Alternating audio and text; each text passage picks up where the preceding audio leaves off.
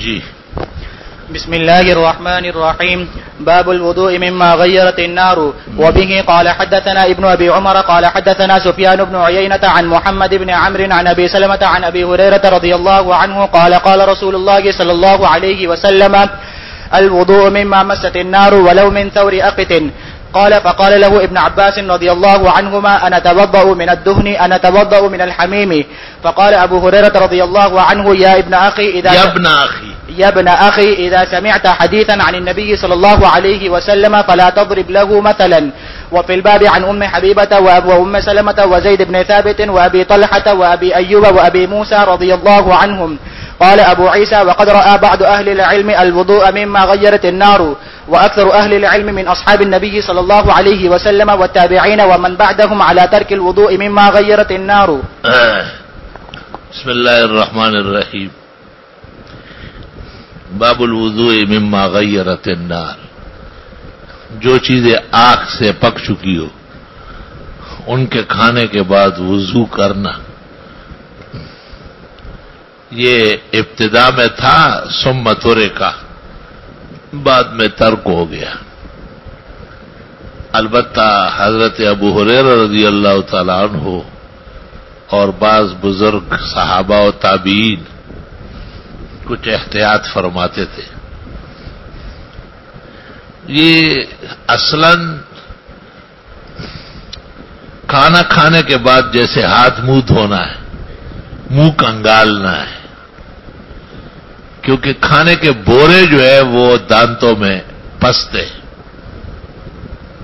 اور منہ صاف ہونا چاہیے.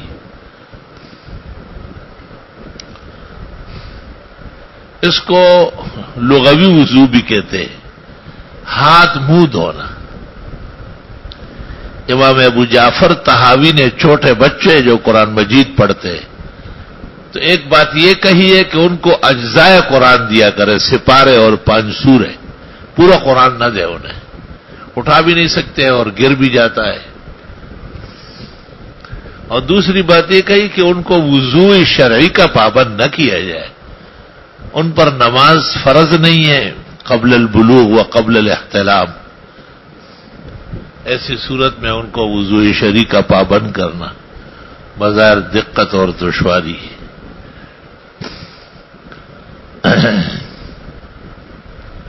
شاہ ولی اللہ رحمت اللہ علیہ نے کہا ہے کہ بعض مذاہب میں آگ کا پوجا کیا جاتا ہے جیسے مجوس، اور بعض اس احترام میں پھر آگ کی پکی ہوئی چیزیں نہیں کھاتے. یہ رد ان کا ہے. ہندوؤں کے ہاں، سکھوں کے ہاں، مجوس کے ہاں، گوتھڑوں کے ہاں بھی روزہ ہے، لیکن وہ مما غیرت النار سے روزہ ہوتا ہے. سالن، روٹی، چاول پکے ہوئے وہ نہیں کھاتے، لیکن جو چیزیں براہ راست کھائی جاتی ہے جیسے پھل فروٹ وغیرہ وہ کھا لیتے. عجیب روزہ ہے. توبہ. جہاں نبی کی روشنی ختم ہو گئی وہاں جہالت آ گئی. دنیا منور ہے انبیاء علیہ السلام اور جناب رسول اللہ صلی اللہ علیہ وسلم کی تشریف آوری سے.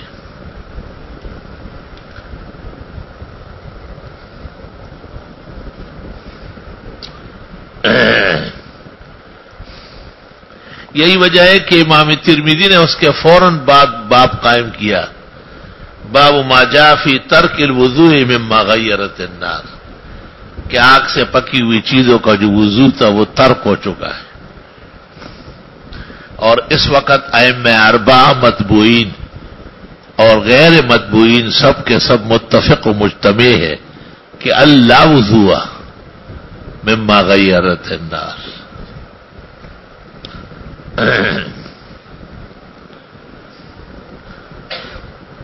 صبح سرد میں یہ رواج ہے کہ تراویح کی نماز قدر لمبی ہوتی ہے، بس 2-3 راتوں میں اکثر قرآن شریف کا ختم ہوتا ہے، دیر تک لوگ کھڑے ہوتے ہیں، اور سب گھروں سے قسم قسم کی چائے آتی ہے.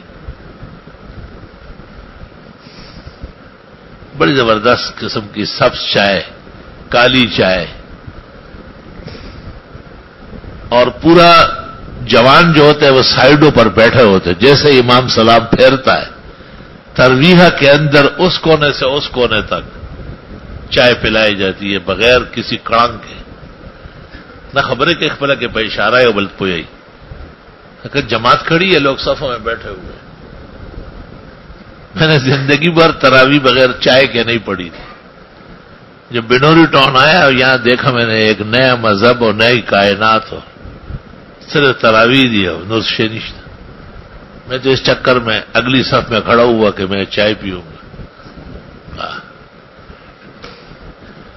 ایک تھا اس کے پاس ترماس تھا، میں نے سمجھا کہ یہ چائے لایا ہوگا، اگلے دن میں اس کے ساتھ کھڑا ہوا تو اس نے کہا کہ نہیں میں مسجد کا پانی نہیں پیتا ہوں، یہ وقف ہے، میں گھر سے، میں نے کہا پھر وقف مسجد میں نماز بھی نہ پڑھا کرو، گھر میں پڑھا کرو۔ ہمارے استاد تھے مولانا عبداللہ کاکا خیلی عدنان کے والد، ان سے میں نے پوچھا، وہ بڑا غصہ ہو گیا، اس نے کہا دل تم نے چائے فکر رشتے اور چائے والا اس کا بھی آراز، میں جی چائے نے بغیر تراویح سو کہی تو سرحد سڑے اور 10 خبری کی۔ تو ایک طالب علم نے مجھ پہ یہ اشکال کیا، طاہر پنڈی والا، کہ یار وضو تو اس کے بعد پھر کا منہ کنگالنا نہیں ہوتا۔ میں نے کہا نہ، منہ کوئی کنگالتا ہے گرم چائے کے بعد تاکہ دانت سارے نکل جائے۔ تو جو لوگ عادی نہیں ہیں ان کو قسم قسم کے اشکالات ہوتے ہیں۔ وہاں بڑے بڑے اکابر علماء، مفتی عبدالقیوم پوپلزئی ہو، حضرت مولانا عزیر گل ہو، مولانا عبدالحق کوڑا خٹک ہو، بادشاہ گل بخاری ہو، حضرت مولانا لطف اللہ ہو، تمام اکابر و اسلاف کا اتفاق تھا اس پر کہ تراویح 4 رکعت کے بعد چائے لازم ہے، کڑانگار وانے میں چائے تقسیم ہونے۔ کراچی کا نظام جہان سے بالکل علیحدہ ہے۔ تو اگر یہ اصول مسلم ہو کہ ہر وہ چیز جو آگ سے پکی ہوئی ہو اس کے بعد آدمی وضو کرے، تو حضرت عبداللہ ابن عباس نے حضرت ابو ہریرہ سے معارضہ کیا کہ تیل گرم کر کے لگانے کے بعد یا گرم پانی پینے کے بعد پھر وضو کریں گے۔ مطلب ابن عباس کا یہ تھا کہ آپ کا یہ کہنا سراسر غلط ہے، مما غیرت النار یا مما طبخت بالنار کا کوئی وضو نہیں۔ ابو ہریرہ رضی اللہ تعالیٰ عنہ نے فرمایا کہ اذا سمعت حدیثا من رسول اللہ صلی اللہ علیہ وسلم فلا تضرب له مثلا، حدیثوں کے خلاف باتیں نہ بنایا کرو۔ حضرت ابن عباس کے کہنے کا مطلب یہ تھا کہ آپ کا یہ علم غیر مدرک بالعقل ہے، ماوراء العقل باتیں کرتے ہیں۔ اور حضرت ابو ہریرہ کا کہنا یہ تھا کہ نقلیات کے لیے عقلیات کی ضرورت نہیں، عقل وہاں کام آتی ہے جہاں نقل نہ ہو۔ ہما بحران للفقہ والاجتہاد والتفصیل عند الطحاوی فی شرح معانی الآثار وفی الباب عن ام حبیبہ۔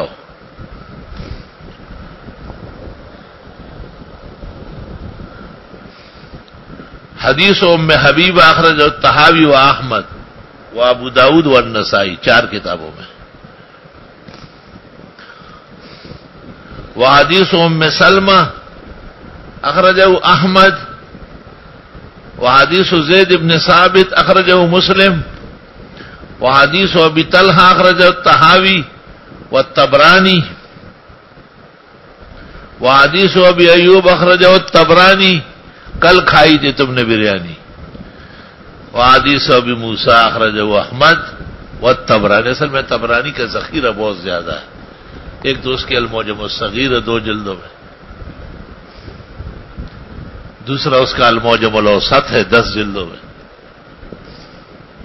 اور تیسری اس کی المعجم الکبیر ہے، اس کی 68 جلدیں احسن العلوم میں آ چکی ہیں، سنا ہے اور جلدیں آ رہی ہیں۔ وسیع الاطلاع ہے، لیکن امام قدوری سے گفتگو ہوئی ہے، اس میں شکست کھا گیا ہے۔ قدوری بھی حافظ الحدیث ہے، فقہا سب حفاظ ہیں۔ اس زمانے کے ٹرتو کی طرح نہیں تھے، وہ صحیح معنوں میں محدثین تھے. تو درس کے دوران امام طبرانی جو تھے وہ حنفیوں کو چھیڑتے تھے. وہ حنفی پر صاحب قدوری سے پڑھتے تھے، ان کو کہتے تھے. قدوری کبھی جواب دیتا تھا، کبھی نہیں. ایک دن انہوں نے کہا کہ اپنے استاذ کو کہو کہ مجھ سے بات کریں. تو طبرانی نے رضامندی ظاہر کی تو قدوری نے بادشاہ وقت کو کہا کہ مناسب یہ کہ آپ موجود رہیں. جب گفتگو ہوئی تو طبرانی کی سندوں پر امام قدوری معترض ہو گئے. جو سند اس نے پڑھی قدوری نے رجال پکڑ لی اور طبرانی عاجز آ گیا. اس گفتگو میں حیران کن بات یہ ہے کہ اس نے بے الوفا چھیڑا ہے. تو یہ صاحب قدوری نے ان سے کہا کہ آپ فاتحہ خلف الامام امیل بالجہر رفع یدین پر کلام نہیں کریں گے؟ تو انہوں نے کہا فی ہؤلاء المسائل ما بحنیفہ احادیث کثیرہ و آثار ذخیرہ ومعہ اتباع، تابعین بہت زیادہ ہے. اس لیے بے الوفا منافع کا بے جسے کہتے ہیں اس پر کلام شروع. قدوری نے کہا ٹھیک ہے، مجھے منظور ہے. جب امام طبرانی کی احادیث پر اور ان کی سندوں پر کلام شروع ہوا تو غم کی وجہ سے امام طبرانی کی آنکھیں بالکل کام چھوڑ گئی. ڈور شپستر ہو سوتخکار دل نہ. قدوری جو تھے وہ ہمیشہ مخ میں پٹو کھڑا ہمیشہ بدرس ٹولو پر داسی درسنے پہ گوا داسی. بعض استاد ہوتے نا ہمارے رضوان اللہ شاہ صاحب بھی اس طرح پڑھاتے تھے اور ویسے بھی ایسے بیٹھے رہتے تھے. کبھی ہم نے حضرت صاحب کے کان اور داڑھی مبارک پوری نہیں دیکھی تو مشہور تھا کہ کوئی عیب ہے. لیکن جس وقت مناظرے میں امام طبرانی پر امام قدوری غصے ہو گئے کہ سند ایک بھی پوری نہیں پڑھا، تمام سند تیری ناقص ہے، کہ تم نے زندگی کس چیز میں گزاری. تو امام قدوری کا رومال گر گیا. فاحتل وجهه كهلال البدر، چہرہ ایسا منور تھا جیسے 14ویں کا چاند. رات کا وقت تھا، 14ویں کی چاند کی رات تھی. لوگ ان کے دیدار میں محو ہو گئے. سارے لوگ دنگ رہ گئے. اللہ اکبر، اتنے حسن و جمال کا پردہ کرا دیا. حسین جمیل بہت زیادہ تھا. کلؤلؤ القمر لیلۃ کلؤلؤ البدر لیلۃ القمر. اس طرح عبارت طبقات شافعیہ کبریٰ میں سبکی نے نقل، حالانکہ خود شافعی. فیصلہ قدوری کے حق میں ہوا اور امام طبرانی کی شکست مانی گئی. فاغتم، غمگین ہو گئے. ودخل بیت وما خرج حتى جاءت جنازته، باہر نہیں آئے امام طبرانی غم کی وجہ سے. ایسے علماء احناف تھے. وہ تو آبات ہے تمہارے، بتاؤ تم کیا ہو؟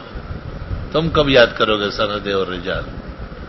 یہ کوئی کسی کو کہتا تھوڑی اپنے ایمان و غیرت ہوتی. امین و کاڑا کو کسی نے کہا تھا کیا؟ اہل حدیث پیش کرتا تو مولانا پوچھتے محمود ابن غیلان کون ہے، اس کے حالات سنائیں. بخاری کی جز القراءت میں محمود ابن غیلان ہے نا. تو مولانا نے پوچھے من ہوا، اس کے حالات بتاؤ.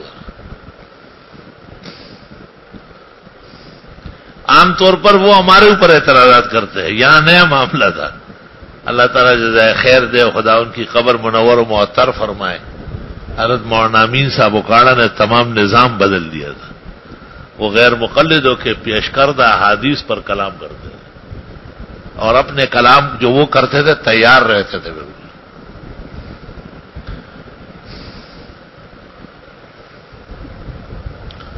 تو علم الحدیث حقیقت میں تمام علوم کی پونجی.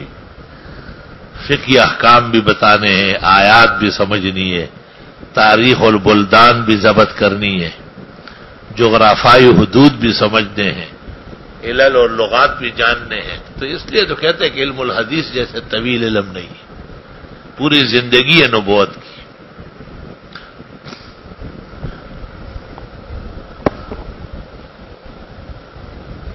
لا الہ الا اللہ۔ وہ حدیث ابی موسیٰ ہو گئی تھی، احمد طبرانی، ٹھیک ہے، ہاں جی آگے۔ قال ابو عیسیٰ وقد رأى بعض اہل العلم من الوضوء مما غيرت النار واکثر اہل العلم من اصحاب النبی صلی اللہ علیہ وسلم والتابعین ومن بعدهم على ترک الوضوء مما غيرت النار۔ اس وقت اجماعاً یہ عمل متروک ہے۔ جی باب في ترك الوضوء مما غيرت النار. وبه قال حدثنا ابن أبي عمر قال حدثنا سفيان بن عيينة قال حدثنا عبد الله بن محمد بن عقيل سمع جابرا رضي الله عنه قال سفيان وحدثنا محمد بن المنكدر عن جابر رضي الله عنه قال خرج رسول الله صلى الله عليه وسلم وأنا معه فدخل على امرأة من الأنصار فذبحت له شاة فأكل وأتته بقناع من رطب فأكل منه ثم توضأ للظهر وصلى ثم انصرف فأتته بعلالة من علالة الشاة فأكل ثم صلى العصر ولم يتوضأ. وفي الباب عن أبي بكر الصديق رضي الله عنه ولا يصح حديث أبي بكر رضي الله عنه في هذا من قبل إسناده إنما رواه حسام بن مسك عن ابن سيرين رحمه الله عن ابن عباس رضي الله عنهما عن أبي بكر الصديق رضي الله عنه عن النبي صلى الله عليه وسلم. والصحيح إنما هو عن ابن عباس رضي الله عنهما عن النبي صلى الله عليه وسلم هكذا رواه الحفاظ. وروي من غير وجه عن ابن سيرين رحمه الله عن ابن عباس رضي الله عنهما عن النبي صلى الله عليه وسلم. ورواه عطاء بن يسار وعكرمة ومحمد بن عمرو بن عطاء وعلي بن عبد الله بن عباس وغير واحد عن ابن عباس رضي الله عنهما عن النبي صلى الله عليه وسلم ولم يذكروا فيه عن أبي بكر الصديق رضي الله عنه وهذا أصح. وفي الباب عن أبي هريرة وابن مسعود وأبي رافع وأم الحكم وعمر بن أمية وأم عامر وسويد بن النعمان. حديث أبي هريرة أخرجه أبو يعلى والبزار. وحديث ابن مسعود أخرجه هشام وابن عقيل في الضعفاء.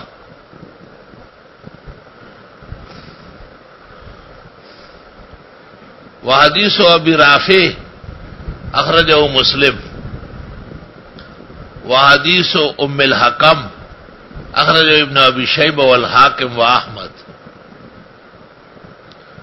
وحديث عمر بن أمية أخرجه الطبراني.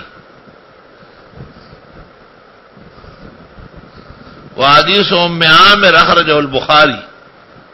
وحديث سويد بن النعمان أخرجه أحمد. وحديث أم سلمة أخرجه الشيخان. یہ مسئلہ تو بالکل واضح ہے کہ وضو میں ما غیرت النار ختم ہو چکی ہے. حدیث میں کچھ کلام ہے، امام ترمذی نے متعدد طرق نقل کر کے بعض کی تضعیف کی، بعض کی تصحیح کی، لیکن اس میں جو واقعہ نقل ہوا ہے کہ رسول اکرم صلی اللہ علیہ وسلم ایک انصاری کے گھر گئے، وہ موجود نہیں تھے اور ان کی بیوی نے اکرام کیا.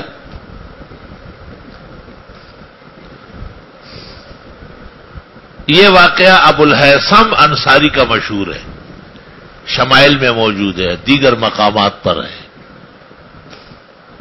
اس کا نام ابو الہیثم تھا، اور ابو بکر عمر یہ سب ساتھ تھے، اور سب کو کئی دنوں سے بھوک کا عارضہ تھا، کھانے کا کوئی نظام نہ تھا، کیونکہ اللہ رب العالمین نے ان کے لیے آخرت تیار کی تھی، دنیا کی چیزوں کی کوئی حقیقت نہیں.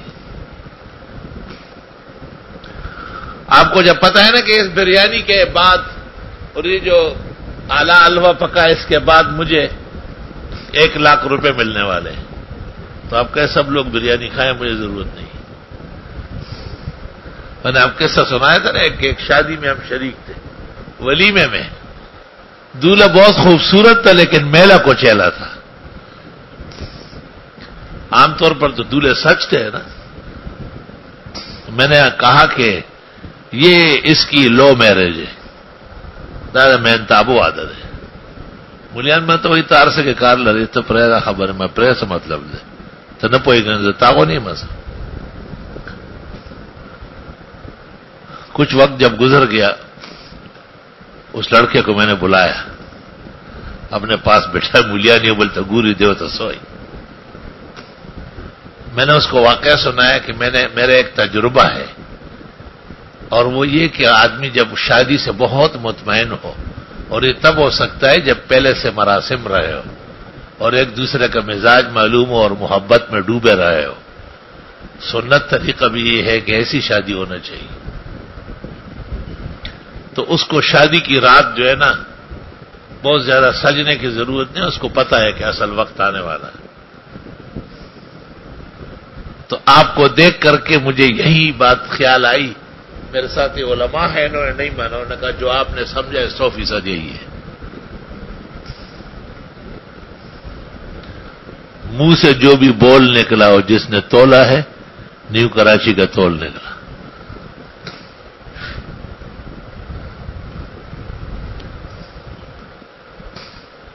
یہ اس بات کا جواب دے رہا ہوں کہ کوئی آپ کو کہے کہ پیغمبر اور صحابہ اتنی عسرت میں کیوں تھے تنگدستی میں کیوں تھے تو آپ کہیں گے کہ یہ اختیاری تھا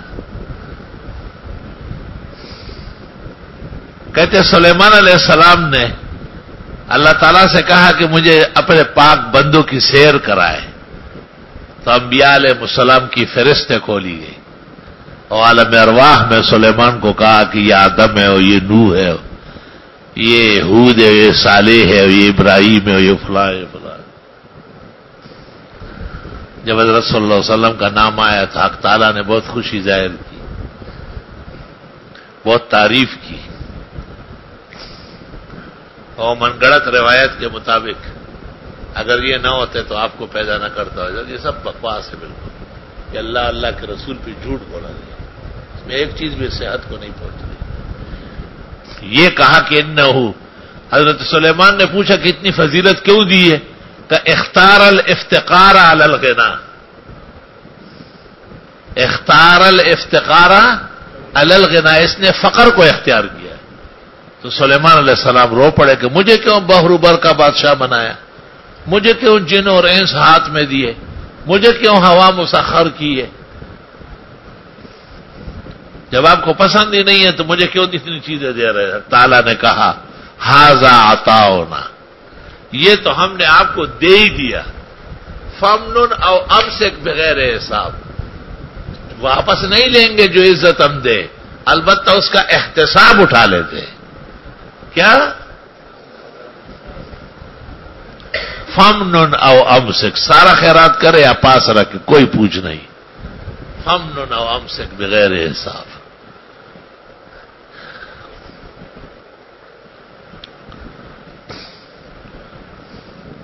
اصل میں عالم بالا کے جو کائنات ہے عز و شرف کا اس کا تعلق طعام سے نہیں ہے دنیا سے نہیں ہے اس کا تعلق ارواح سے ہے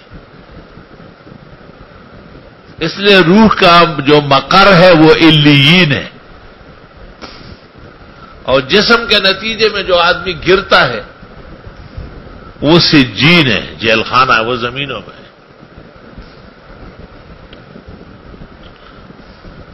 نچے دنیا ایکڑا دا خدے دا پارا ترکا نو صد رحمت شپ روزگار دا درویشا دنیا نہ لی کرا او بادشاہان دا درس جہان واڑا پرات دی او لکا خاور پا دربار دا درویشان اچھے پا یو قدم ترار شپور رسی نو مالی دلے دا رفتار دا درویشان او دا قارون او حال تا گورا حال سشو او راشا مکا و انکار دا درویشان پا ہر چاچے دا غضب لندکڑا خخا خطا ندرمی گزار دا درویشانو او درست دیوان دا رحمان زار تر دا بیان شا چے ذکر کرل او صاف دا درویشانو ٹول کتاب میں پدی قربان شا سب قدردان سڑے رہے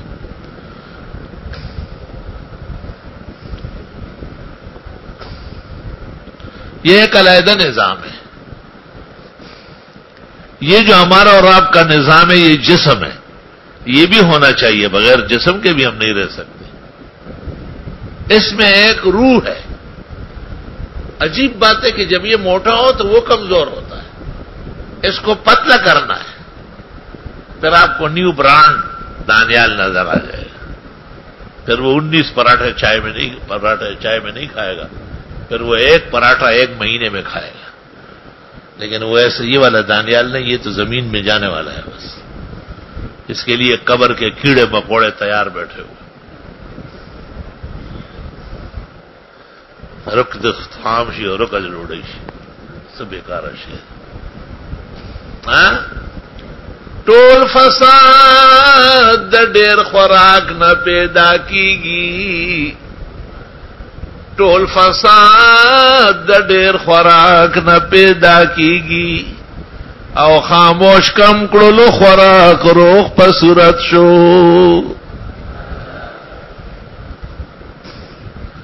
روغ صورت خشتس پر نه ده خوچ نصیب شي. روغ صورت خشتس پر نه ده چې نصیب شي. او را دې نشي د خزان ترخه جل کې. میرا اشعار ہے, یہ بخاری میں بنا ہے, جوش خروش میں. سبحان اللہ. نو چې د تمد پردي در نکړه ختمه او بادشاہی دی مبارک شوق گدائے. لوگوں سے تم امید نہ رکھو کہ اللہ آپ دے بس. چې د تمد پردي در نکړه ختمه نو بادشاہی دی مبارک شوق گدائے. اس زمانے میں اس کا اول مصداق دینی طلباء ہے, یاد رکھنا. کسی سے کوئی کام نہیں, جو ملا بہت اچھا, نہیں ملا اور اچھا. الحمدللہ. یہ آخری شعر رحمان بابا کا.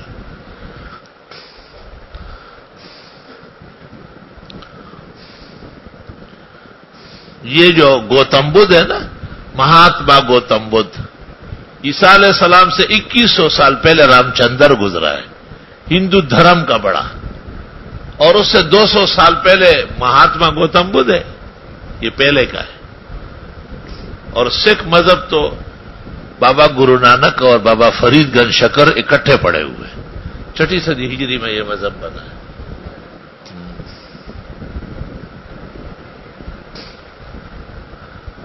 تو یہ مہاتما گوتم بدھ کے لوگ جو ہے نا 17 ملکوں میں ہے, کوریا میں ہے, جاپان میں ہے, جرمنی میں ہے, چائنا میں ساری حکومت ان کی ہے,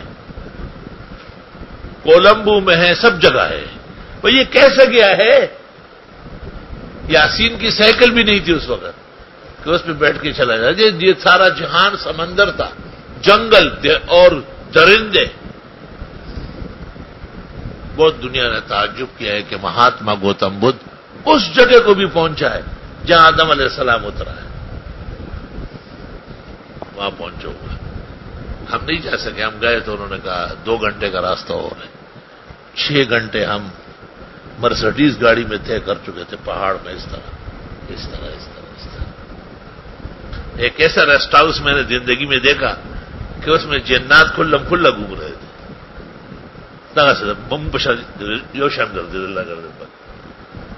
میں نے ایک شخص کو کہا کہ یہ کھول دو, تعویذ بند ہوا تھا. جیسے وہ کھولنے گیا اس ایک عورت نے پکڑ لی اس میں, وہ لڑکا ایسے کھڑا رہا.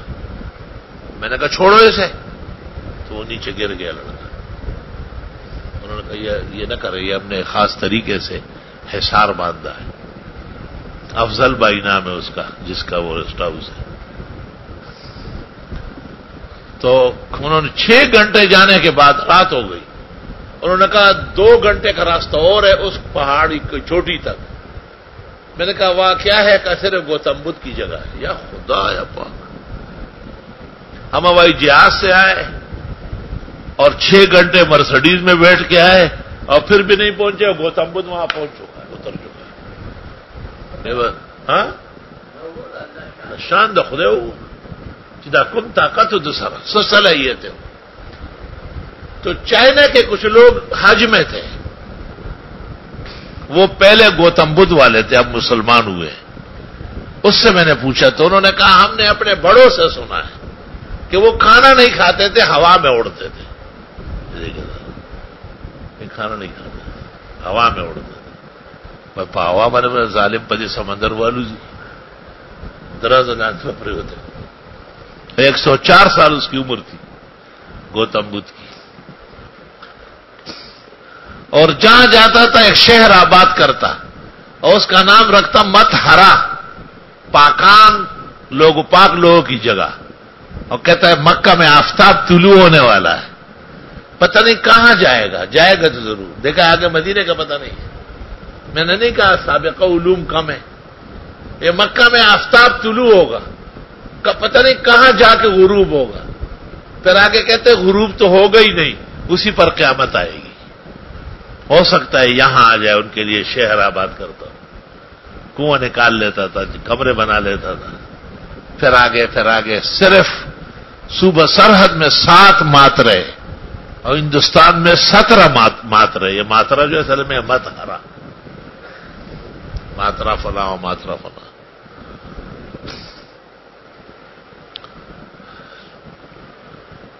آپ کے یہاں ماترا کے لوگ بہت ہیں، کون ہیں؟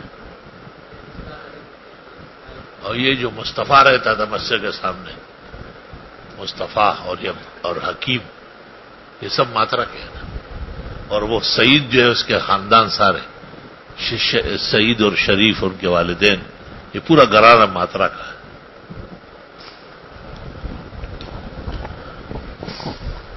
یہ اصل میں ہے مت ہرا۔ تو ایک صلاحیت پیدا ہو جاتی ہے انسان میں، پھر وہ ذکر الہی سے، تلاوت سے، نفلوں سے زندہ رہتا ہے۔ اور زندہ کیا رہتا ہے؟ تو بس دن گزارتا ہے، لیکن یہ تو سارا جہان میں گھوما ہے، تو کوئی یہ ہی نہیں۔ اشکال ہے نا کہ رسول اکرم کل کائنات کے لیے آئے، آپ مکہ و مدینے سے باہر نہیں گئے، مشکل سے طائف گئے اور حنین و تبوک گئے، تو جواب یہی دیا گیا کہ آپ کو کہا گیا تھا کہ ہم آپ کا پیغام اٹھائیں گے، آپ اطمینان رکھیں، لا تحرک بہ لسانک اور ورفعنا لک ذکرک، سمجھا کرو، روٹی حلال کیا کرو۔ اشکال یہ ہے کہ آپ کہتے ہیں وہ کل کائنات کے لیے ہے، وہ تو جزیرہ عرب سے باہر نہیں نکلا ہے۔ تو جواب یہ ہے کہ گوتم بدھ تو 17 ملکوں میں گیا ہے، پھر بھی نبوت نامعلوم ہے، وعدہ نہیں ہے نا۔ یہ پتہ نہیں چلا کہ گوتم بدھ کیا چیز ہے، خود گوتڑوں سے بات چیت ہو گئی، ان کو بھی پتہ نہیں ہے کہ یہ خدا ہے یا رسول ہے، سے زبردست سڑے ہو۔ اور جو تصویر بنی ہے وہ عورت کی ہے، باقاعدہ پستان ہے اتنے بڑے بڑے، شکل و صورت جو موجود ہے انہوں نے شائع کی ہے وہ بالکل خاتون کی ہے۔ نہ خزاؤں کا سڑے دا پتہ نہیں لگی اور خدایوں کا رسول دا پتہ نہیں لگی، ٹولے خبریں روانی اجاڑی دی، اور کپڑا بہنا چولے ویدا کپڑا چاہیے دادا اللہ مخے تو رکاوٹ دے بربڑ لگاڑ بغیر دے دو۔ اور دویم دا چیز ہیس قسم حیوان دا حلال قائل نو دا دو تعلیمات دا سیدھی چی نبوت نے بار کئی کہ وہ تمام انبیاء مستور الجسم تھے اور پاک دامن تھے، کوئی بھی ننگا نہیں تھا۔ اور دوسرا یہ کہ اذ قربا قربانا، قربانی آدم علیہ السلام کے زمانے سے مشروع ہے، تو یہ آدمی کیسے ہے کہ قربانی کا قائل نہیں ہے؟ خیر بلا ڈالو، ہم نے اس کو کیا کرنا ہے؟ پھرا بہت زیادہ ہے، بہت زیادہ، پوری دنیا میں پھرا ہے۔ عجیب بات سنو، ہر جگہ گیا، مکہ مدینہ نہیں گیا۔ اللہ نے حفاظت فرمائی نبی آخر الزمان کے لیے۔ عیسیٰ مسیح بھی جا نہ سکا نا، راستے میں مر گئے، یعنی بیمار ہو گئے۔ اور جو قبر بنی ہے نا، قبر رسول اللہ عیسیٰ، اس کے بارے میں شان ورشا کہتے ہیں کہ یہ مغالطہ ہوا ہے۔ یہاں لکھا ہوا تھا قبر رسول اللہ، یہ حضرت نے قاصد بھیجا تھا، تو ایک رسول مٹ گیا۔ مولوی صاحبان سمجھ رہے باتوں کو؟ نہ بھی سمجھے تو اچھی بات ہے، اتنی باتیں نہ سمجھنے بھی بہادروں کا کام ہے،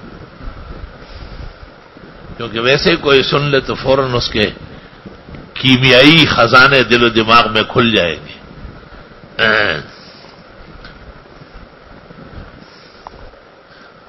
جی قال أبو عيسى والعمل على هذا عند أكثر أهل العلم من أصحاب النبي صلى الله عليه وسلم، یعنی اکثر اہل العلم اصحاب اور تابعین و اتباع و امت مسلمہ وضو مما غیرت النار کے قائل نہیں ہے۔ جی والتابعين ومن بعدهم مثل سفيان وابن المبارك والشافعي وأحمد وإسحاق رحمهم الله رأوا ترك الوضوء مما مست النار، وهذا آخر الأمرين من رسول الله صلى الله عليه وسلم، وكأن هذا الحديث ناسخا للحديث الأول، وكأن هذا الحديث ناسخا كأن ليتنا كنا لعل ناسب اسمندر في در خبر زد ما اولا، جی کأن جب پڑھ لے تو پھر کأن زیدن کأن امرد ایسا پڑھا کرو،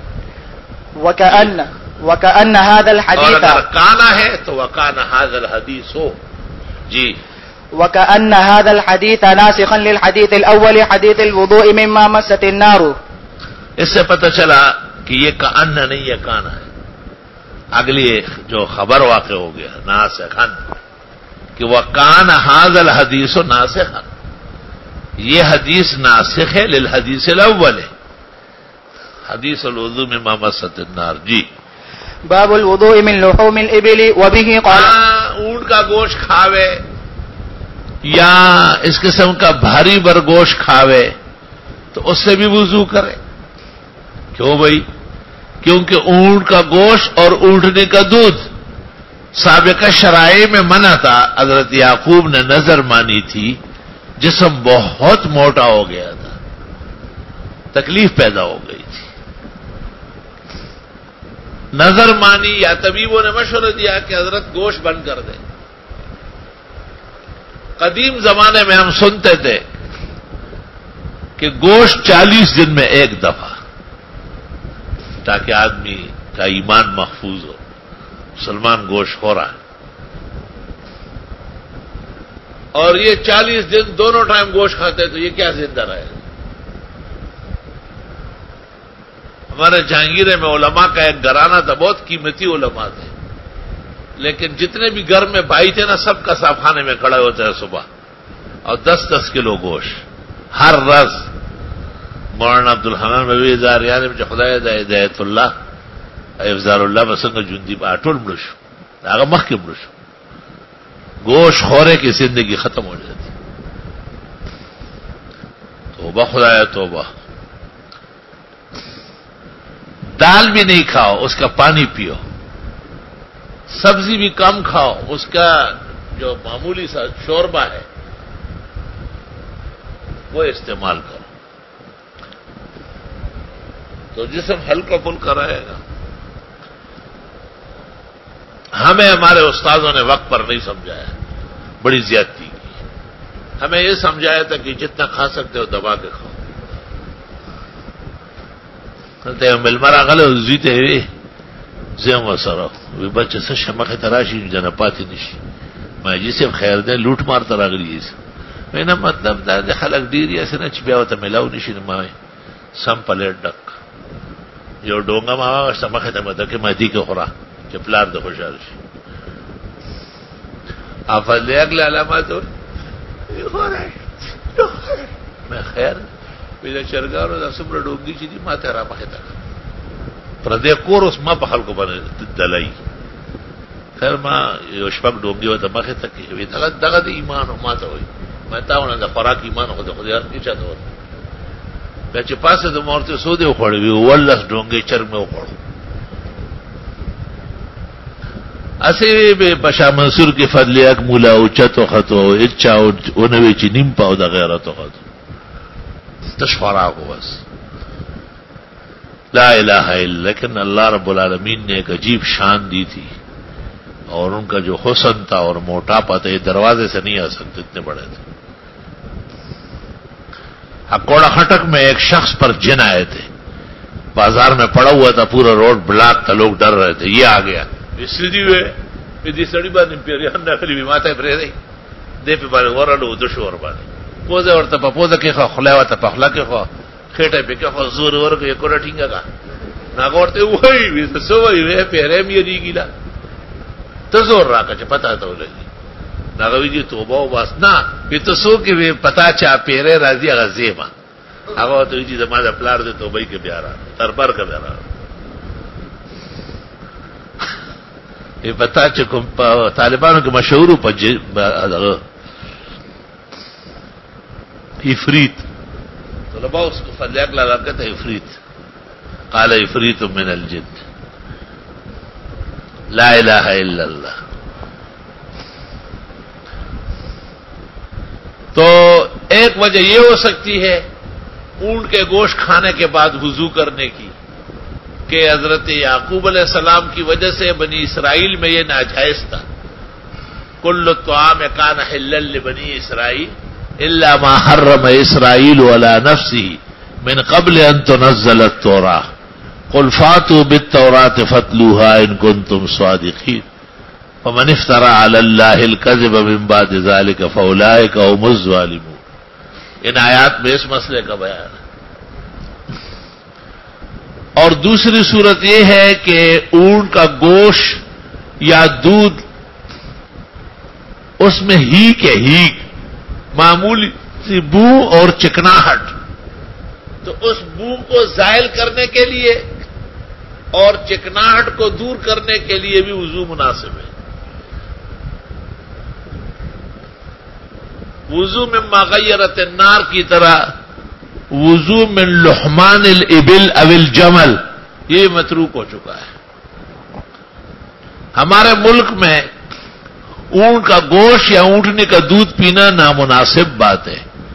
اس میں رطوبت بہت زیادہ ہے، اتنا شدید ہے کہ جتنے ساتھیوں نے اونٹنی کا دودھ پیا ہے ان سب کو کینسر ہو گیا معدے کا. کیا ہمارے ایک دوست ہے، نام لینا ٹھیک نہیں، اللہ اس کو صحت دے، زندگی دے، بہت قابل انجینئر ہے.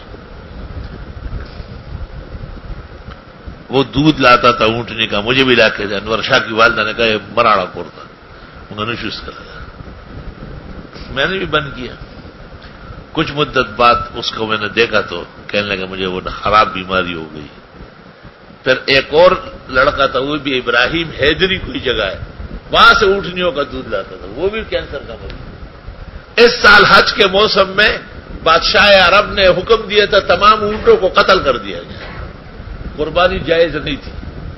میں نے کہا بدنہ کیسے دیں گے آپ کے ہاں؟ تو بدنہ صرف اونٹ نہیں ہے، امام اعظم کے نزدیک بدنہ گائے. بدنہ دو صورتوں میں فرض ہوتا ہے نا، ایک تو جب وقوف عرفہ سے پہلے کوئی جماع کر لے، اور یا طواف زیارت سے پہلے، اور طواف زیارت حالت نفاس یا حیض میں کر لے تو پھر بدنہ آتا ہے. چلو. وبه قال حدثنا هناد قال حدثنا أبو معاوية عن العامش عن عبد الله بن عبد الله عن عبد الرحمن بن أبي ليلى عن البراء بن عازب رضي الله عنهما قال سئل رسول الله صلى الله عليه وسلم عن الوضوء من لحوم الإبل فقال توضؤوا منها وسئل عن اونٹنے کا دودھ پی کے یا گوشت کھا کے وضو کر لو، یعنی ہاتھ منہ دھو لو. جی. وسئل عن الوضوء من لحوم الغنم فقال لا تتوضؤوا منها. وجہ اس کی یہ کہ بھیڑ بکریوں کا دودھ ہلکا پھلکا ہے، آسان بھی بہت ہے. اونٹنی کا دودھ بھاری بھر ہے. اور یا یہ کہ اونٹنی کا دودھ ثقیل ہے اور یہ خفیف ہے. اور یا یہ کہ اونٹنی کا دودھ بہت زیادہ قیمتی ہے. تشکرا لنعمت اللہ تعالی توضؤوا منها. جی. وفي الباب عن جابر بن سمرة وأسيد بن حضير. حدیث جابر بن سمرہ اخرجہ مسلم،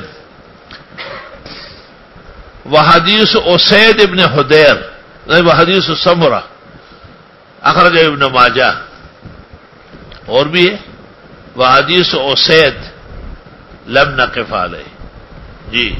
قال أبو عيسى وقد روى الحجاج بن أرطاط هذا الحديث عن عبد الله بن عبد الله عن عبد الرحمن بن أبي ليلى عن أسيد بن حضير رضي الله عنهم والصحيح حديث عبد الرحمن بن أبي ليلى عن البراء بن عازب رضي الله عنهما وهو قول أحمد وإسحاق رحمهما الله. وروى عبيدة الضبي عن عبد الله بن عبد الله الرازي عن عبد الرحمن بن أبي ليلى عن ذي الغرة رضي الله عنه.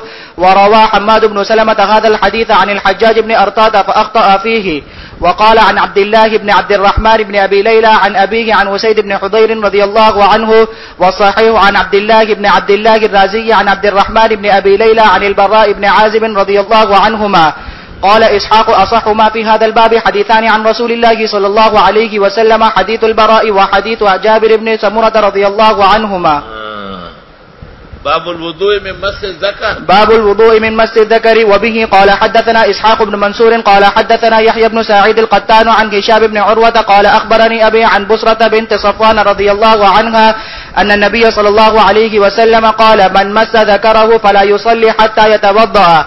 وفي الباب عن أم حبيبة وأبي أيوب وأبي هريرة. حديث أم حبيبة أخرجه ابن ماجه وحديث أبي أيوب أخرجه ابن ماجه وحديث أبي هريرة أخرجه ابن عجلان.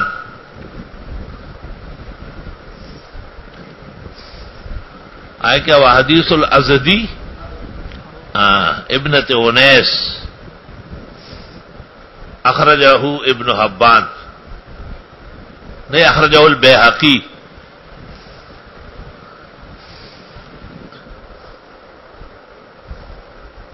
وحدیث عائشہ اخرجہ الدارقطنی وحدیث جابر اخرجہ ابن ماجہ وحدیث زید ابن خالد اخرجہ ابن ماجہ وحدیث عبداللہ ابن عمر اخرجہ احمد والبزار.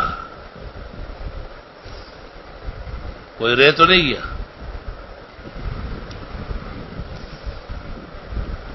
جی. قال أبو عيسى هذا حديث حسن صحيح هكذا روى غير واحد مثل هذا عن هشام بن عروة عن أبيه عن بصرة رضي الله عنها. وروى أبو أسامة وغير واحد هذا الحديث عن هشام بن عروة عن أبيه عن مروان عن بصرة رضي الله عنها عن النبي صلى الله عليه وسلم. حدثنا بذلك إسحاق بن منصور قال أخبرنا أبو أسامة بهذا. وروى هذا الحديث أبو الزناد عن عروة عن بصرة رضي الله عنها عن النبي صلى الله عليه وسلم. حدثنا بذلك علي بن حجر قال حدثنا عبد الرحمن بن أبي الزناد عن أبيه عن عروة عن بصرة رضي الله عنها عن النبي صلى الله عليه وسلم نحوه. وهو قول غير واحد من أصحاب النبي صلى الله عليه وسلم والتابعين. وبه يقول الأوزاعي والشافعي وأحمد وإسحاق رحمه الله. حضرات کہتے ہیں اگر کسی نے ذکر کو ہاتھ لگایا مس ذکر فلیتوضا، اور اس کے مقابلے میں آگے امام ترمذی طلق ابن علی کو لا کہ وہ کہتے ہیں کہ مالی ان امس ذکری او انفی، کوئی فرق نہیں پڑے گا کہ ناک کو ہاتھ لگاؤ یا ذکر کو ہاتھ لگاؤ. اور ان ہی الا بدعۃ من، آپ کے جسم کا ایک ٹکڑا تو ہے. تو یہ معرکۃ الآراء مسائل میں سے احناف اور شوافی. احناف کے نزدیک مس ذکر سے وضو نہیں ٹوٹتا، اور اس حدیث کا ایک جواب دیتے ہیں کہ یہ خواتین روایت کر رہی ہے اور مسئلہ رجال کا ہے، مناسب نہیں ہے کہ عورت کی روایت پر اعتماد کیا جائے، جبکہ رجال حدیث نقل کرتے ہیں کہ مس ذکر سے وضو نہیں ہے. تو وہ جواباً کہتے ہیں کہ یہ تو ماوراء العقل ہے جو کہ وہی ہے. جواب یہ ہے کہ اس طرح مدرک بالقیاس تو ہے کہ وضو جن جن کاموں سے ہوتا ہے وہ واضح ہے، جیسے خون نکلنا، ریح نکلنا، پیشاب خارج ہونا. تو یہ کیا بات ہے کہ اپنے جسم کو ہاتھ لگایا؟ پھر خود شوافی نے اس میں 16 اقوال کیے ہیں. من مس ذکرہ اذا انتشر، ومن مس ذکرہ بلا حائل، ومن مس ذکرہ شہوۃ، ومن مس ذکرہ وسواسا، ومن مس ذکرہ اذا خرج عن احلیلہ بول او قطرۃ من قطرات البول او رشاش البول ففیہا اقوال ستۃ عشر. فیصلہ کیسے ہوگا اتنے اقوال کے ہوتے ہوئے؟ اللہ تعالیٰ حنفیوں کو جزائے خیر دے، انہوں نے سرے سے روایت سے معذرت کر لی۔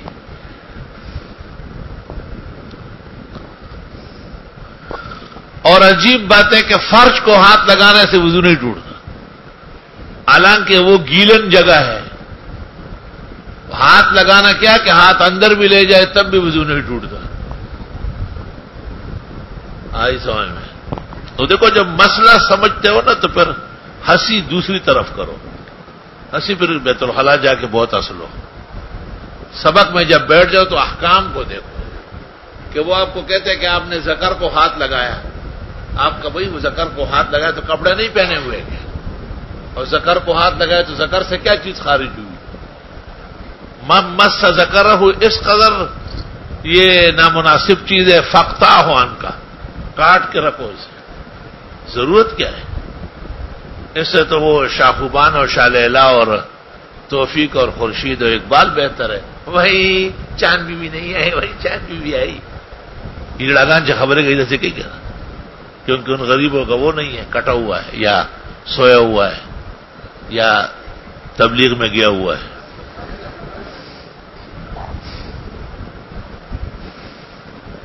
اب بات یہاں تک آ گئی کہ خود شوافے لکھ چکے ہیں، خطابین معالم السنن ابو داؤد کی شرح میں لکھا ہے کہ باوجود امام احمد کے اذعان کے میرے لیے ما تسلمت ہوں، میں نہیں مان سکتا اس کہ مس ذکر سے وضو ٹوٹتا ہے۔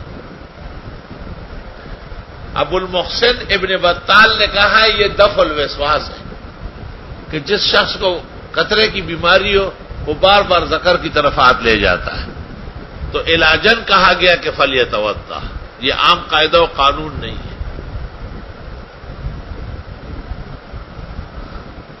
اور طلق ابن علی کے بارے میں آتا ہے کہ شاگردوں کو پڑھاتے ہوئے نے کہا کہ امس و ذکری وماذا صنع، کیا کیا میں نے؟ اس سے کوئی وضو ٹوٹتا ہے؟ تو یہ روایت محمود میرا شامی جامعہ اسلامیہ مدینہ منورہ میں پڑھا رہے تھے، حالانکہ وہ حنفیوں کو سری المشرف تھا، لیکن تغیر للفلوس، پیسوں کے لیے ایمان بیچ چکا تھا۔ اور اللہ کی شان دیکھو، جب خارجی نکالے گئے تو سب سے پہلے محمود میرا اور حماد انصاری نکالے گئے، یہ چاپلوس سعودی عرب کے لیے ایمان بیچنے والے اور حنفیہ کے سر و عزت کا سودا کرنے والے۔ تو یہ پڑھا رہا تھا، اور وہاں پر یہ دستور ہے کہ طلباء بیٹھے ہوتے ہیں بینچوں پر، استاد سامنے، پروفیسر صاحب ٹیچنگ کرتا ہے۔ تو اس نے کہا کہ لا مس ذکری ولا تتصل یدی الی ذکری، میرا ہاتھ تو نہیں پہنچ رہا ہے، طلق ابن علی کے ہاتھ کیسے پہنچ رہے تھے؟ مولانا شیر علی شاہ صاحب طالب علم تھے، وہ تو 15 سال دارالعلوم حقانیہ پڑھا کے گئے تھے، انہیں یہ سب یاد تھا۔ اس نے کہا یا شیخ اتق اللہ، شیخ اللہ سے ڈرو۔ حل کان لرسول اللہ صلی اللہ علیہ وسلم بدلون کا بدلون کا ولہو قمیص طویل کا قمیص کا، اذا بینت الحدیث فلا بد لک ان تبین وجہہا، حدیث بیان کرتے پہلے ماحول بیان کرو۔ تیرے جیسے کوئی کرتا ہے کہ بدلون کو کہتے ہو کہ لا مسو لا مسو، اور 70 آثار ہے امام اعظم کے پاس، فقہائے عراق کے پاس 70 روایتیں ہیں، کیا کریں گے سبھی روایت؟ سب کو متروک کریں گے کیا؟ وہی آپ کے اختیار تو خوفزدہ ہو گیا، کائن ہی الا العصبیہ، اور فوراً بینچ پکڑ کے بیٹھ گیا، پھر وہ تو درز پڑو۔ پھر کلاس میں نہیں آتا تھا، کہتے شیر علی شاہ مجھے پڑھانے نہیں دے رہا، تو رئیس نے بلایا، اور رئیس نے مولانا سے باقاعدہ پورا پوچھا، تو رئیس نے بھی اپنے منہ پہ ایسا ہاتھ رکھا، کہا لا یستطیع ان یجیبک فإن سکت عنہ خیر، جواب دے نہیں سکتے آپ کو تو آپ خاموش رہے۔ حضرت نے کہا میں خاموش ہوں، کیا کہوں گا؟ یہی ان کا حال ہوتا ہے، بورڈ کے سامنے ڈانس کرتے اور ذرا سا آپ نے حنفی دلیل صحیح طرح پیش کی تو بس بیٹھ چیزوں نے ہوتی۔ مسجد نبوی میں ایک پڑھا رہا تھا، لوگ بہت جمع تھے. میں بھی ایک دن بیٹھ گیا، میں نے مسئلے کو سمجھ لیا اچھی طرح، اور میں نے آواز دی اس کو، بلکہ پرچی لکھی. میں نے کہا آپ نے جو ماخذ و مرجع بتایا یہ احناف کا نہیں ہے، اس کا ماخذ و مرجع وہ ہے جو جمال ذیلئی نے نصب الرایہ میں اور ابو زکریا منبجی نے اللباب میں نقل کیا، اور فتح القدیر اور باہر بڑے پڑے. آپ حرم میں بیٹھ کر کے امام اعظم پر تہمتیں لگا رہے ہیں. انت مسئول عند اللہ یوم القیامہ. بس گھبراؤ داس وہ تختی ہوئی تپوس. ہمارے علماء کرام بہت باحیا اور با تہذیب لوگ ہیں، وہ کہتے ہیں ہم لڑنے، بھائی لڑنے نہیں، بات تو کرنے جاؤ. ان پر کون سی وحی نازل ہو رہی ہے؟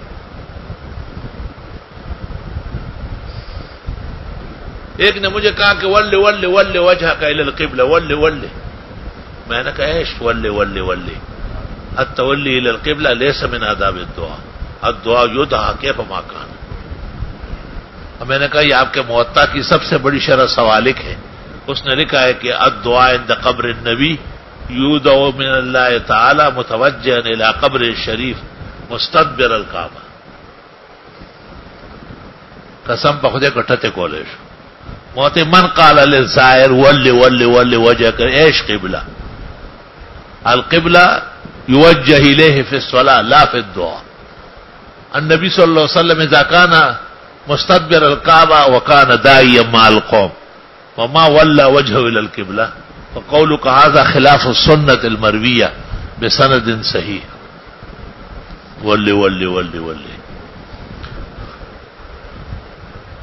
پولیس جمع ہو گئے. میں نے کہا تم کائے کو میرے اوپر جمع ہوتے، اس کو لگام دو نا.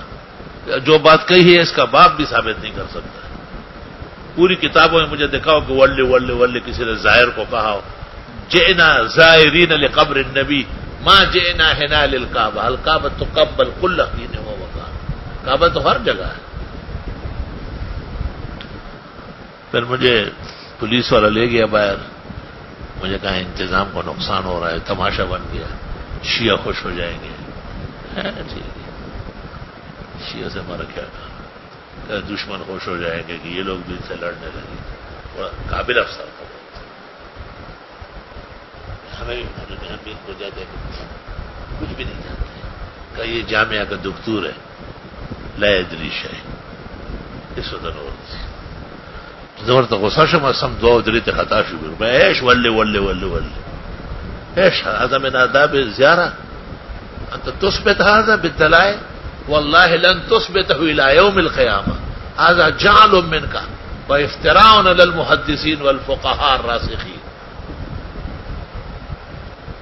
میں نے کہا لوگ زیارت النبی کے لیے آئے، قبلے کے لیے نہیں. قبلہ ہر جگہ قبلہ ہے. ولے ولے ولے.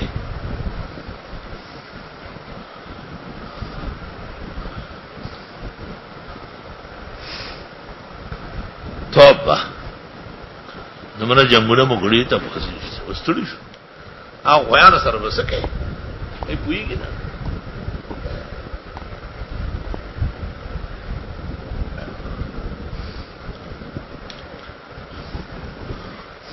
جی. قال محمد رحمه الله أصح شيء في هذا الباب حديث بسرة رضي الله عنها. وقال أبو زرعة حديث أم حبيبة رضي الله عنهما في هذا الباب أصح، وهو حديث العلاء بن الحارث عن مكحول عن عنبسة بن أبي سفيان عن أم حبيبة رضي الله عنهما. وقال محمد رحمه الله لم يسمع مكحول من عنبسة بن أبي سفيان، وروى مكحول عن رجل عن عنبسة غير هذا الحديث وكأنه لم يرى هذا الحديث صحيحا. شابہ. باب ترک الوضوء من مس الذکر. مطلب یہ کہ ذکر کو ہاتھ لگانے کا جو مسئلہ ہے یہ برقرار نہیں رہا، اور اس کے خلاف بھی احادیث ملی، جیسے طلق ابن علی وغیرہ کی روایات ہیں. اور یہی جمہور کا مذہب ہے کہ الوضوء مما مس ذکر منسوخ او متروک. جی. وبه قال حدثنا هناد قال حدثنا ملازم بن عمرو وعن عبد الله بن بدر عن قيس بن طلق بن علي الحنفي من غير حنفي عن أبيه رضي الله عنه عن النبي صلى الله عليه وسلم. الحنفی نہیں الحنفی. الحنفي تھوڑے زبان آگے پیچھے کرو. عن أبيه رضي الله عنه عن النبي صلى الله عليه وسلم قال وهل هو إلا مضغة منه أو بضعة منه. وفي الباب عن أبي أمامة رضي الله عنه. امام ترمذی اللہ کو جواب دیں گے قیامت کا دن ہوگا اور حنفیہ کا ہاتھ اور اس کا گریبان ہوگا. 17 وفی الباب ہے اور ایک لایا, اور جس کے وفی الباب غائب ہے اور غیر متعلق حدیثوں میں لے آیا وفی الباب. یہاں مولانا حبیب اللہ مختار نے لب اللباب کے اندر جس کو انہوں نے کشف النقاب کہا ہے 17 مآخذ بتائے. فإلى الله المشتكى. جی.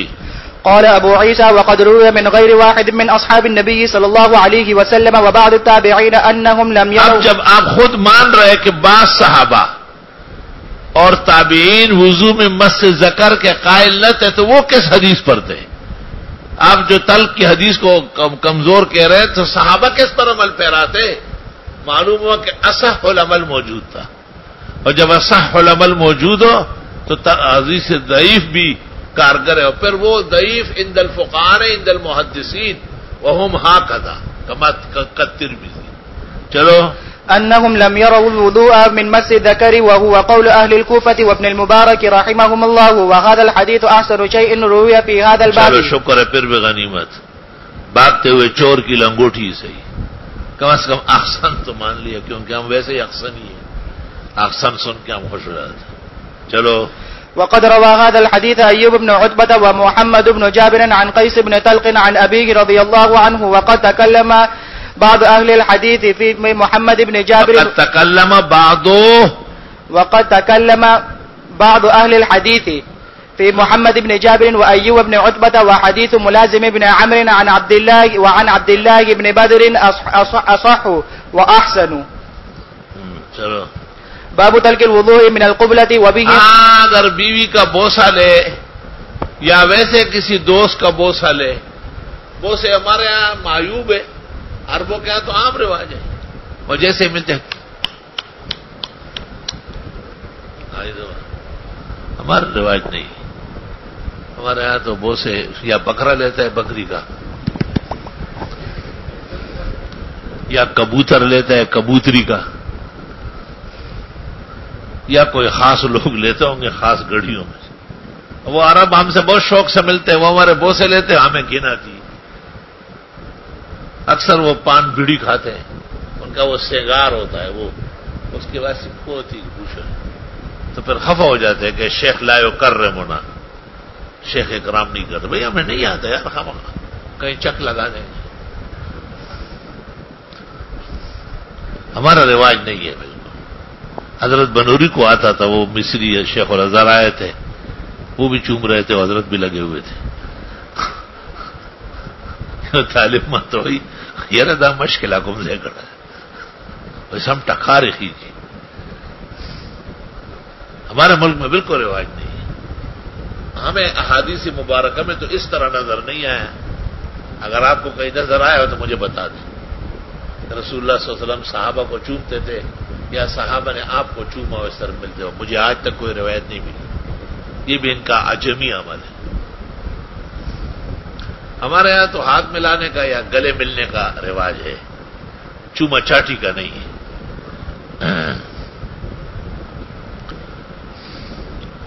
تو جو حضرات کہتے ہیں کہ مس امرأ سے وضو ہے, ان کے ہاں اس میں اشکال ہے. ان میں بعض کہتے ہیں کہ جب عورت کے امتصاص سے وضو فرض ہوتا ہے یا وضو ٹوٹتا ہے تو قبلے سے تو یقیناً ہوگا, تو پھر قبلہ بالشہوت اور قبلہ بدون شہوت وغیرہ کی تفصیل آتی ہے. حنفیہ کے یہاں مطلقاً اس سے کسی قسم کا وضو نہیں آتا, اور اگر وضو ہے بھی تو وہ خالی ہاتھ منہ دھونا ہوگا. جی. وبه قال حدثنا قتيبة وغناد وابو كريب واحمد بن منيع ومحمود بن غيلان وابو عمار قالوا حدثنا وكيع عن الاعمش عن حبيب بن ابي ثابت عن عروة عن عائشة رضي الله عنها ان النبي صلى الله عليه وسلم قبل بعض نسائه ثم خرج الى الصلاة ولم يتوضا. قال قلت من هي الا انت فضحكت. عبداللہ ابن زبیر نے کہا, یا عروہ تو نہیں, عروہ روایت کرتا ہے عائشہ سے, اور وہ بھی بانجا ہے عبداللہ ابن زبیر میں. اصح روایات میں عبداللہ ابن زبیر کی روایت ہے. کیا ترمذی اور وہ ابن زبیر کی لے ہے. اور یہ چھوٹے ہیں لیکن بارہ بی بی صاحبہ کے شاگرد ہیں. جب آپ نے کہا کہ رسول اللہ صلی اللہ علیہ وسلم وضو کے بعد بعض بیویوں کے بوسے لے کے پھر باہر جاتے تھے, بازوق پیغمبر ہوگا. حالانکہ تمہارے بیبیانے میں دنیا کور ڈکو, لیکن اللہ رب العالمین نے آپ کو جہاں بدر و احد و خندق و حدیبیہ خیبر و تبوک و حنین کے فتح کے لیے بھیجا تھا, وہاں آپ بیویوں کے بھی حقوق بجا لاتے ہیں. 250 میں حالانکہ ہمارے یہاں 2 سے 3 عورتیں ہو جائے تو حال خراب ہوتا ہے. گھمن صاحب نے انٹرویو دیا ہے نا کہ میری 4 بیوی ہیں. 4 بیوی ہیں لیکن ٹھکانے پہ ہونا چاہیے. سبدت وہ خزو خاوندی ہے اللہ کشلی دل سادر پروت پدی والو لو. بیویاں ہوں اور پھر طاقت جسمانی بھی ہو, مالی بھی ہو, اور پھر سب حقوق کی وقت پر ادائیگی ہو. میرے خیال میں اس صدی کے اندر اس زمانے میں یہ تقریباً عدم امکان ہے. وَإِن لَّمْ تَعْدِلُوا فَوَاحِدًا, ایک بہت ہے اس زمانے میں. ہمارا ایک ساتھی تھا, میں انشاءاللہ 3 شادیاں کروں گا, 4 کروں گا. پھر وہ شادی ہو گئی تھی, ایک اور لڑکی ذرا تکڑی تھی, تو مکی تنگ کر رہی تھی نا, تو اس کو کہتا ہے سالے تیری شادی کراؤں ٹھیک ہو جائے گی. میں یقین کی کرا خزے دینا جوڑا مکی کو ڈانٹ رہا تھا, آپ کی ایک شادی اور کروں تو سیدھی ہو جائے گی.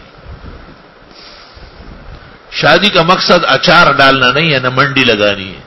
شادی کا مقصد گناہوں سے بچنا ہے, عفت اور پاک دامنی کے لیے. اگر ضرورت ہے تو شرائع متفق ہے کہ 2 اور 3 اور 4 تک کی جائے, لیکن چونکہ حقوق کا تساوی اور اعتدال بہت ضروری ہے, اور وہ تقریباً لوگوں سے امکان مشکل ہے, اس لیے علماء دین کہتے ہیں کہ ایک پر اکتفا مناسب ہے. چلو.